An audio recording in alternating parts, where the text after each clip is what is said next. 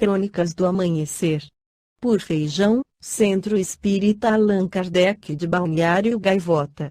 Balneário Gaivota, 17 de março de 2024. O renomado neurocientista que não acredita no livre-arbítrio, somos a soma do que não podemos controlar, parte 1. Em uma sociedade construída para que as pessoas se sintam culpadas por coisas que não podem controlar, acreditar que não existe o livre-arbítrio poderia ser libertador.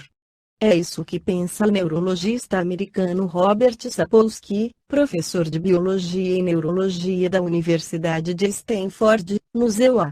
Para ele, o livre-arbítrio é uma ilusão. Considerado um dos cientistas mais venerados da atualidade pela revista New Scientist, Sapolsky passou 3 décadas estudando babuínos selvagens no Quênia, o que lhe permitiu descobrir interações sociais complexas. Suas pesquisas ajudaram a compreender aspectos do comportamento humano e o impacto do estresse na saúde. Mas sua posição é minoritária entre pensadores contemporâneos.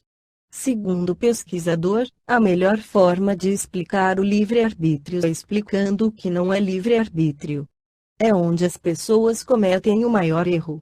Circunstâncias onde tomamos uma decisão existem todos os dias, por exemplo, onde escolher o que comer. Mas não é disso que falamos quando falamos em livre-arbítrio, explica. Para tomar uma decisão, estamos conscientes, temos uma intenção e agimos em conformidade. Sabemos qual será o resultado provável, sabemos também o que temos ou o que não temos que fazer, temos alternativas e, para a maioria das pessoas, intuitivamente isso seria ter livre-arbítrio. Sapolsky propõe que quando nosso cérebro gera um comportamento particular, ele é determinado por algo que aconteceu pouco antes, que por sua vez é determinado por algo que existia antes disso, numa longa cadeia.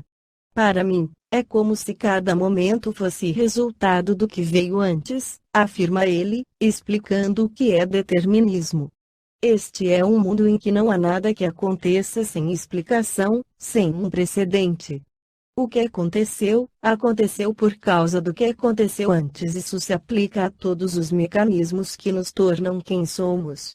Sapolsky parou de acreditar no livre-arbítrio quando era adolescente. No Livro dos Espíritos, Allan Kardec aborda o tema nas questões 843. Tem o homem o livre-arbítrio de seus atos? Pois que tem a liberdade de pensar, tem igualmente a de obrar. Sem o livre-arbítrio, o homem seria máquina. 844. Do livre-arbítrio goza o homem desde o seu nascimento. Há liberdade de agir, desde que haja vontade de fazê-lo. Nas primeiras fases da vida, quase nula é a liberdade, que se desenvolve e muda de objeto com o desenvolvimento das faculdades.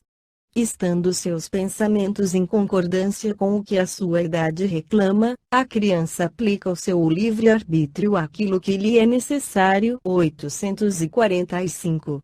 Não constituem obstáculos ao exercício do livre-arbítrio as predisposições instintivas que o homem já traz consigo ao nascer?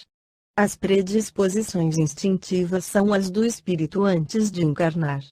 Conforme seja este mais ou menos adiantado, elas podem arrastá-lo à prática de atos repreensíveis, no que será secundado pelos espíritos que simpatizam com essas disposições. Não há, porém, arrastamento irresistível, uma vez que se tenha vontade de resistir. Lembrai-vos de que querer é poder. 846. Sobre os atos da vida nenhuma influência exerce o organismo? E, se essa influência existe, não será exercida com prejuízo do livre-arbítrio. É inegável que sobre o espírito exerce influência a matéria, que pode embaraçar-lhe as manifestações. Daí vem que, nos mundos onde os corpos são menos materiais do que na Terra, as faculdades se desdobram mais livremente. Porém, o instrumento não dá a faculdade. Além disso, cumpre se distingam as faculdades morais das intelectuais. Tendo um homem o instinto do assassínio, seu próprio espírito é, indubitavelmente, quem possui esse instinto e quem lhe o dá, não são seus órgãos que lhe o dão. Semelhante ao bruto, e ainda pior do que este, se torna aquele que nutrifica o seu pensamento, para só se ocupar com a matéria, pois que não cuida mais de se prevenir contra o mal. Nisto é que incorre em falta, porquanto assim procede por vontade sua, vede NS 367 seguintes, influência do organismo, 847. A aberração das faculdades tira ao homem o livre-arbítrio. Já não é senhor do seu pensamento aquele cuja inteligência se ache turvada por uma causa qualquer e, desde então, já não tem liberdade. Essa aberração constitui muitas vezes uma punição para o espírito que, porventura, tenha sido, noutra existência, fútil e orgulhoso, e tenha feito mau uso de suas faculdades. Pode esse espírito, em tal caso, renascer no corpo de um idiota, como o déspota no de um escravo e o mau rico no de um mendigo. O espírito, porém, sofre por efeito desse constrangimento, de que tem perfeita consciência. Está aí a ação da matéria, 371 e seguintes, 848. Servirá de escusa aos atos reprováveis o ser devido à embriaguez aberração das faculdades intelectuais? Não, porque foi voluntariamente que o ébrio se privou da sua razão, para satisfazer a paixões brutais. Em vez de uma falta, comete duas. 849. Qual a faculdade predominante no homem em estado selvagem, o instinto, ou o livre-arbítrio?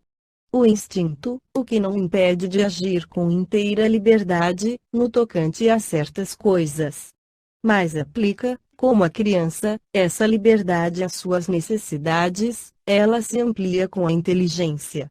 Conseguintemente, tu, que és mais esclarecido do que um selvagem, também és mais responsável pelo que fazes do que ele é pelos seus atos. 850. A posição social não constitui às vezes, para o homem, obstáculo à inteira liberdade de seus atos.